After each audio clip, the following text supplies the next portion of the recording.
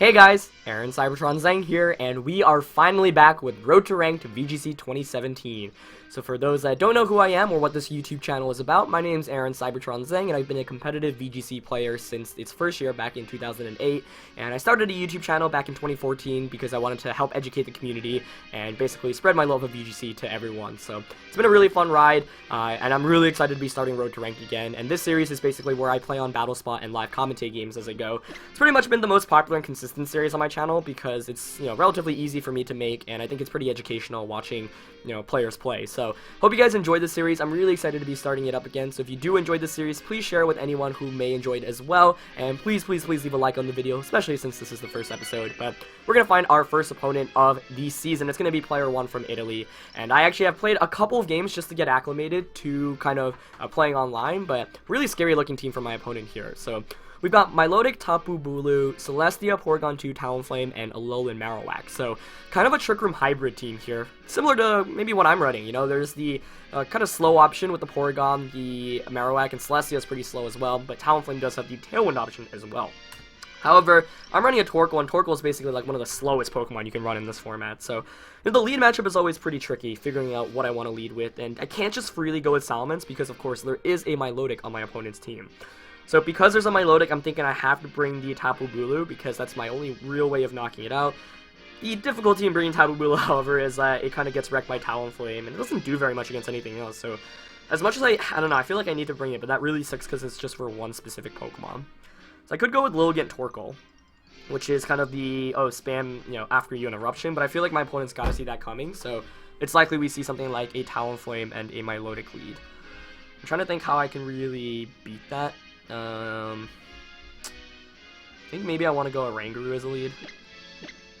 Because Rangaroo can just try to set up Trick Room. Because I think here I do have to try to set up Trick Room and sweep. So I'm going to go a Rangaroo.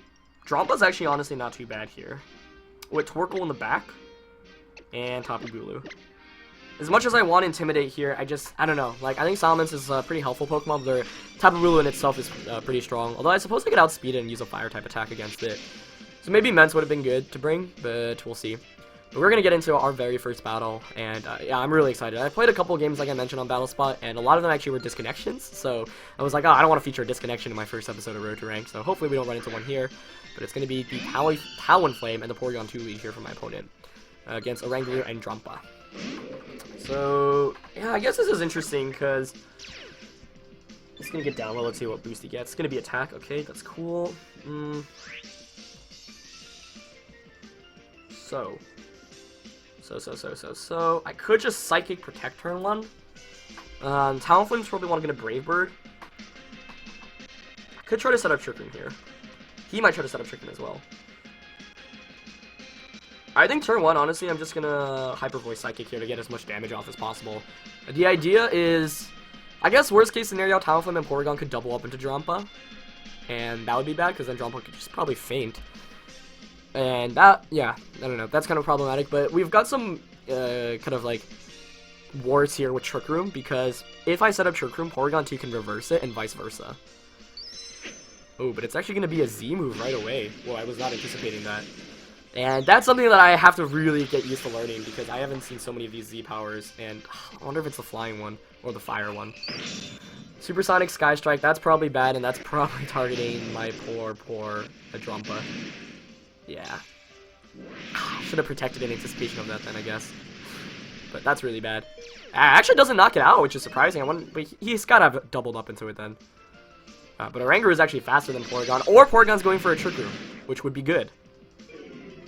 Special Defense Drop means another one will knock it out. And Drampa gets the Hyper Voice off. I think that means we're going to see a Trick Room come out from the Porygon. Clean knockout onto the Talonflame at +1. And do I faint from recoil here? I don't think so. Yeah. So I actually would have preferred to faint there. Porygon does go for a Trick Room. Nice. So that's why I didn't Trick Room in anticipation of that. I thought the Z move would knock me out, but I guess Drampa's pretty bulky there. So, in terms of how turn 1's going to play it out, the only better way, I guess, is if I protected Drampa to break the Z move and just go for a Psychic, but that's not bad. So let's see what's coming out now. Probably Marowak. I'm okay with that, though. Although now I do wish I kind of had Intimidate, but then I'm just trying to get my Torkoal win, because then I can just Eruption and Instruct. He could try to reverse his own Trick Room, of course, as well. So one way I can anticipate that is protecting Drampa. But let's see what comes in right now. I also get the ability to Instruct right now with my Oranguru. But I don't know how fast actually Oranguru is versus Porygon2, so I should probably check in on that. My knowledge of the new speed tiers are kind of shaky, to be honest, and that's why, like I said, I'm going to be a noob, honestly, in the beginning of this. It's going to be Marowak coming out, not much of a surprise there, but yep. Okay. So let's see, Tapu Bulu, Torkoal. So the idea, honestly, here, I think is just to Psychic the Marowak to get some chip damage, like in Torkoal, and just Erupt away. And I guess I'll just go for a Draco. I probably won't get it off, but I don't want to switch into anything, and it's only been one turn of Trick Room thus far. Or this is the real official first turn of Trick Room. So the idea here is, okay, sack the Jump Block, get a free switch into Torkoal, and then just Eruption, Instruct away. And I've got, you know, the Sun Boost, I'm max special attack, and for those wondering, I know some people are like, oh, how did you even get Eruption onto Torkoal? You can catch one of the Cyndaquils, I believe, from the islands. It's not in the Pokedex, but it's like, oh, wow! Droplet just outspeeds Marowak, okay. I was not anticipating that, but that's really, really, really good, because that could just be a knockout. Nice! Oh, this Drompa's a beast! I didn't know very much about it as a Pokemon, but I was like, yeah, you know, it's something that probably works under Trick Room. Wow, that's really good. So I was not expecting just such a free knockout there, and he doesn't even go for reversing a Trick Room, and I think that might mean I could just win the game this next turn, because that means Torkoal just comes in, and I just Instruct Erupt twice. Wow. So I was not anticipating that. I really should check my speed tiers. But I'm gonna come in now. I also don't know whether he's min speed or not, but I'm pretty sure my Drompa's min speed if I remember how I trained it. It's gonna be Milotic coming in, but that's fine. I'm okay with that. Because, of course, I did bring the Tapu Bulu specifically for Milotic, so now I'm, you know, feeling pretty happy that I made that decision. So now I can use the Instruct strategy, which is exactly why I kind of built this team around. So the idea is that Torkoal goes for Eruption first. It's going to be the slowest Pokemon, aka the fastest Pokemon under Trick Room, and then Instruct just copies it again. And because, you know, Torkoal is faster than Oranguru under Trick Room, it's basically 2 free Eruptions. Now, that's definitely a knockout onto Porygon. I think I've basically got my opponent into a position where he can't really win. Yeah, and you see here, Porygon, you know, not gonna protect or anything, so Eruption's just gonna come out. That's gonna be an easy knockout, and that does so much to Milotic too. Like, that does around 40%, and of course it is a critical hit, so, you know, getting a little bit lucky there, but now I get a single target Eruption, and I've got a Charcoal on Torkoal as well, so, really weird that Torkoal is, you know, so relevant, but I honestly think it's an incredibly strong Pokemon, and I like that I have 2 modes to play with this team. So, yeah, almost knocking out... Torkoal literally almost knocking out Milotic. It's probably a Citrus Berry that it's eating here. But I remember we saw Moringa Berry back in VGC 2015, and Milotic was a pretty good Pokemon back in 2015. So we're going to see the Scalp come out, and because of the Sun Boost, or the Sun kind of decrease, Torkoal doesn't even take that much damage. So I'm not going to go for a Psychic onto the Milotic, because Psychic could potentially increase its special attack. I mean, at this point, it's pretty much over, because I've got Tapu Bulu. It's taking a while here, so could maybe see a disconnection from my opponent, which is kind of surprising. I'm like, well, I was playing earlier. Oh, I guess not. Okay. And it's, yeah, I don't want to assume that people are going to disconnect. Sometimes people just have bad Wi-Fi networks or whatnot, but I just, the first couple of people I read into, like, it was all just either poor Wi-Fi or DCs.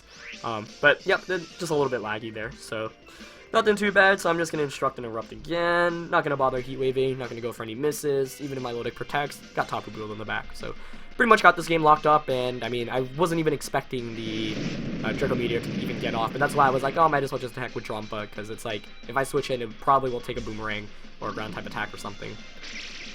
And, yeah, you can see the synergy of Instruct with Trick Room, because you just use something really strong, keep on using the same attack over and over again.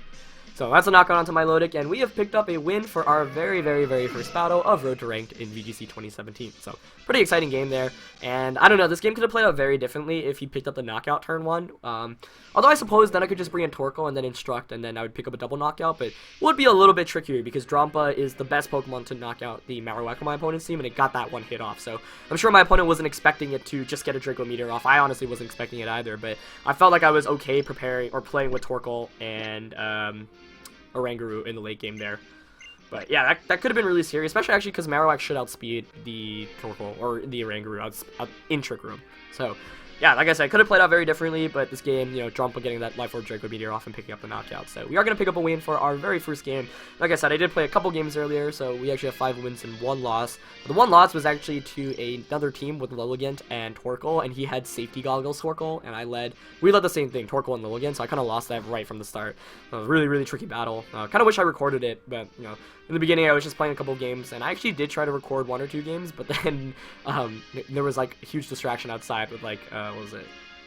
but basically one of the cleaning ladies in my dorm started vacuuming, so you couldn't hear anything I was saying for a good like 10 minutes. So I was like, okay, never mind, we'll cut that one short. So yeah, but I'm glad I got some practice in with the team beforehand just to understand the different modes. And of course, once again, I haven't posted like a full team kind of pace ban or anything about this, but you can check it out in the team builder and kind of I walked through my process of how I constructed this team. Now it is a very bare bones team, right? So it's like there's probably a lot more I could add, and there are definitely viable, I mean, huge weaknesses it probably has, but it was kind of like, oh, I theorem on this, and I was already training some of the Pokemon in game. We're actually going to go against Ashton Cox for our second opponent of the day, and this is pretty exciting because he is one of the top players really in the country and the world. For those that don't know, Ashton Cox is a very innovative player, always using very unique kind of movesets and whatnot.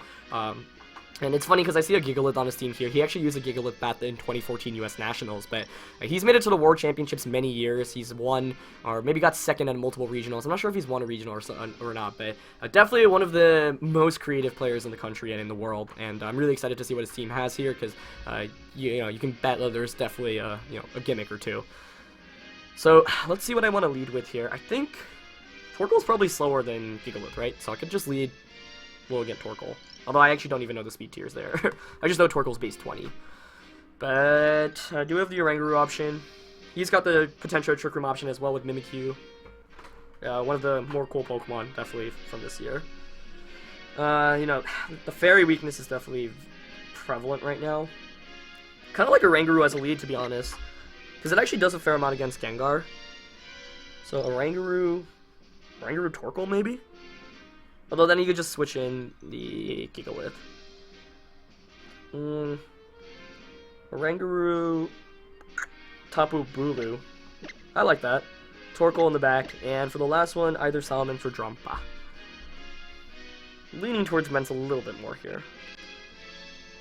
Yeah, I want the Intimidate because he's got an Alola, Marowak, and a Gigalith. So we're gonna get into this game, and it's pretty exciting because this is a pretty high-level player. Like, you can't ask for like a better opponent really this early on the ladder, and he's literally a world caliber player. So I'm excited to see how this goes. I am still, there's so much I have to learn in this format still. So I don't think I'll be playing 100%, but definitely will give it my all against him, and I'll be learning as we go along as well. It's gonna be Gyarados, Marowak as a lead here. Okay, so I think I'm definitely switching the Tapu Bulu out into Salamence here because I want that Intimidate. And I can just knock out Marowak with the Draco Meteor. Unsurprisingly, he's going to be faster with Gyarados. He has the Marowak for the Trick Room option, so I'm not going to set up Trick Room because of that. Yep, and I'm probably going to go for a Psychic to chip Gyarados. And switch into Mence. So the best way to deal with physical type attackers is go for Intimidate. That's why I added Salamence in the first place. Pretty good answer here against both. He could predict this, but I'm not sure what he could even use, really. And Gyarados is a Pokemon that can access Thunder Wave, but you can't do it when Marowak's on the side. Yep, he's gonna Taunt. Okay, so that's fine. I do have the Mentor. I didn't even go for a Trick Room here. But confirming Taunt is good. Yeah, he's gonna Flare Blitz. Hopefully no Burn here. And that animation is just so sick. Does under 50%. Oh, he does get the Burn! I suppose that's okay because I'm not physical. I was like thinking, oh, this is like physical Mence from back in the day. So that's not fun, but Psychic does a fair amount. There actually gets a critical hit. And he's going to heal back from Marowak because of the Grass Terrain. Burn is annoying because it means like he can maybe knock out even through the Intimidate. So the question now is, do I want a Draco Meteor or Marowak? But Marowak very obviously could protect here. I could also Dragon Pulse Gyarados and Instruct Dragon Pulse. I might do that. He might not expect the specs though. And if I walk into a Protect, that's pretty bad. Do I not have my team again? Marowak's definitely the bigger threat. He also could switch into, he had a Tapu, I believe. This is bad. I feel like the best play is actually to switch into a Tapu and Protect. But I went for the Dragon Pulse play. I should have written down Team Preview, actually. Marowak switching out, okay. Or Mimikyu, I forgot he had that as well, yeah. Okay, he doesn't switch out though, so I do get the Dragon Pulse off, which is good.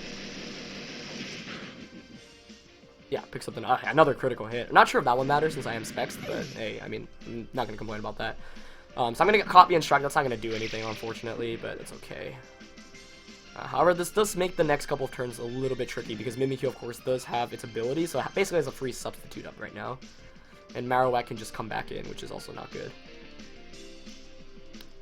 And so the tricky thing here is, well, we'll see if Marowak comes in first.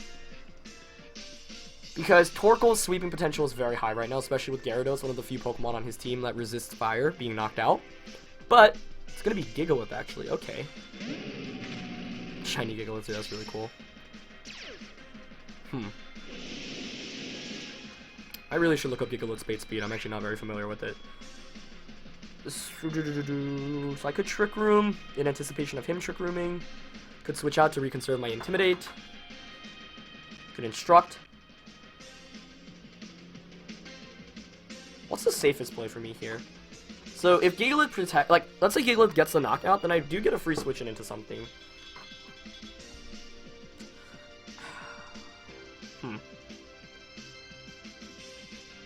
Like, the main play I want to make right now is Psychic Mimikyu and switch out into Torkoal. There's no way he lets me get this Dragon Pulse off. But I don't think it's the worst case if it doesn't get off, and if I do get it off, then I'm in such a good position. But Gigalith does protect. So that was a relatively obvious protect. So I could have switched out into Torkoal maybe to capitalize. Yeah, so I'm just going to attack into the protect, and Instruct's going to... Oh, he actually played Roughs. Okay. I don't mind that as much. Yeah, so I could have Psychic. Like, the best play probably there was to Psychic and switch out, maybe. But, okay, that's fine. Because now the thing is I can just bring in my Tapu Bulu.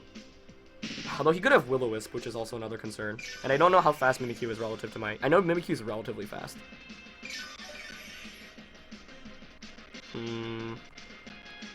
Yeah, I'll bring in Tapu Bulu. But I feel like my lack of experience on speed tiers right now is kind of troublesome.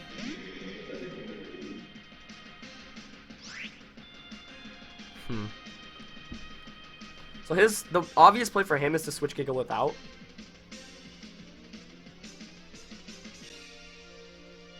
And Mimikyu can't do anything against Torkoal. We know that as well. So I could just Psychic... I could Psychic Stone Edge Gigalith, which is what I'm leaning towards. Because that catches the Marowak switch in. I think I'm going to do that. I'm going to go for a read here. Let's see if he switches out. Oh, he doesn't switch out. He just goes for a play rough. That's really bad. Maybe making the read there. Really good play by Ashton. Yeah, it's no good. So just goes for a Rock Slide, though, and Oranguru avoids, but it's going to do a fair amount to Tapu Bulu. But I can survive another play rough, which is a big deal.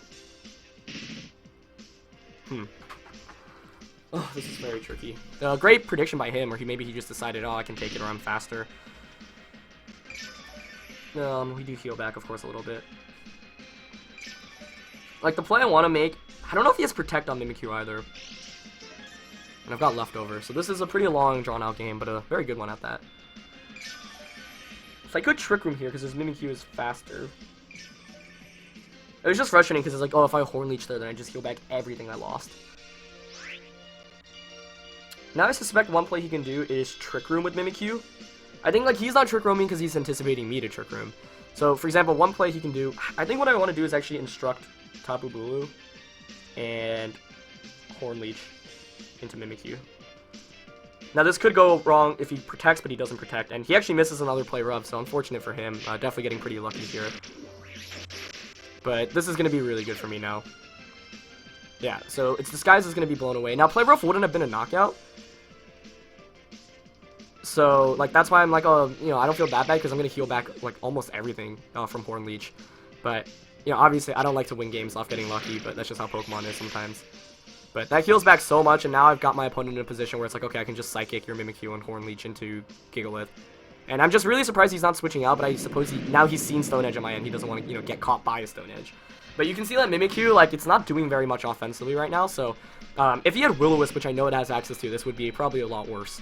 But because he hasn't been able to burn me, although I don't remember if Grassy Terrain actually affects that or not, because I'm a noob.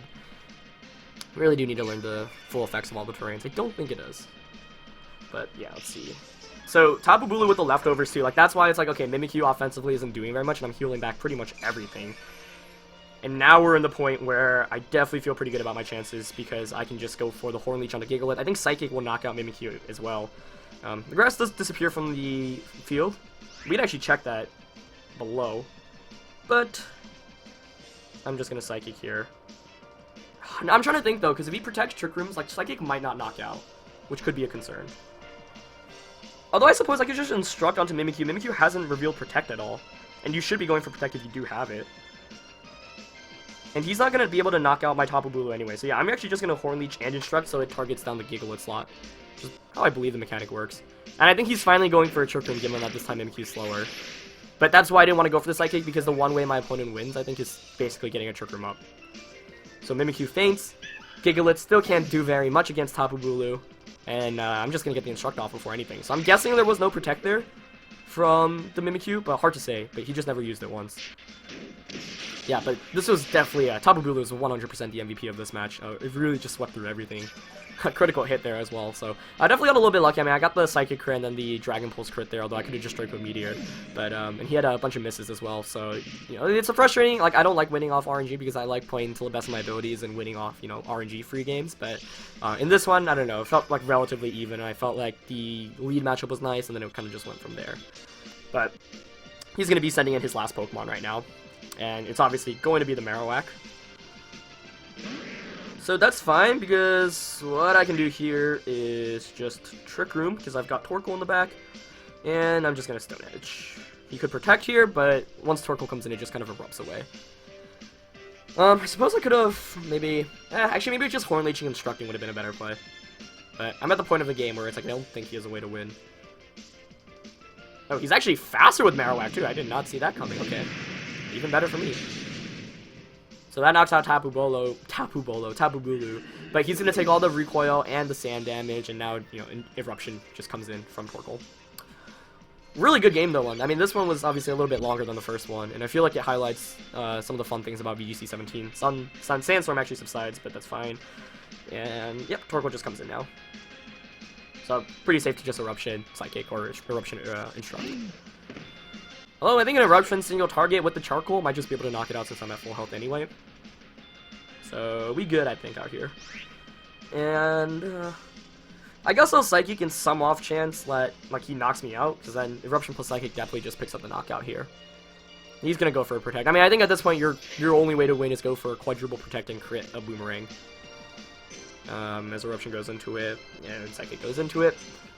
But even if he does get all of that off, I don't think even a crit Boomerang will knock me out. That's the thing. And he has to call the right prediction.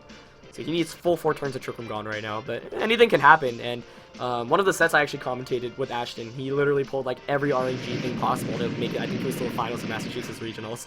But he's an amazing player, and it was really nice to play someone as skilled as him. So great game to Ashton there. Like I mentioned, Ashton Cox, definitely one of the top competitors in the US and the country and the world. The US is the country, obviously, but really fun to play him there, and we're going to pick up 2 wins in our very first episode of Road to Rank. So I definitely feel pretty good about the team, and I'll probably do a team report or analysis or whatnot eventually, but it's really nice to kick off Road to Rank with 2 wins. But the goal right now is really less about wins and more about learning everything. So we learned a lot about Mimikyu and Gigalith as potential Pokemon there. You know, and Z move from Talonflame, also something that was, you know, I wasn't anticipating very much. But yep, that's going to conclude our very first episode of Road to Rank. Guys, please share this video or leave a like on it if you enjoyed it and want to see more. And like I said, I will do my best to get it out on a daily basis for you guys. I do have an exam tomorrow, so you know, right now I'm trying to concentrate on that. But once the exam's over in the morning, then have full time to basically delve into VGC 17 and Road to Rank. So that is going to be it for this episode. Hope you guys enjoyed. As always, leave a like if you did, and I'll see you guys next time. All right, peace.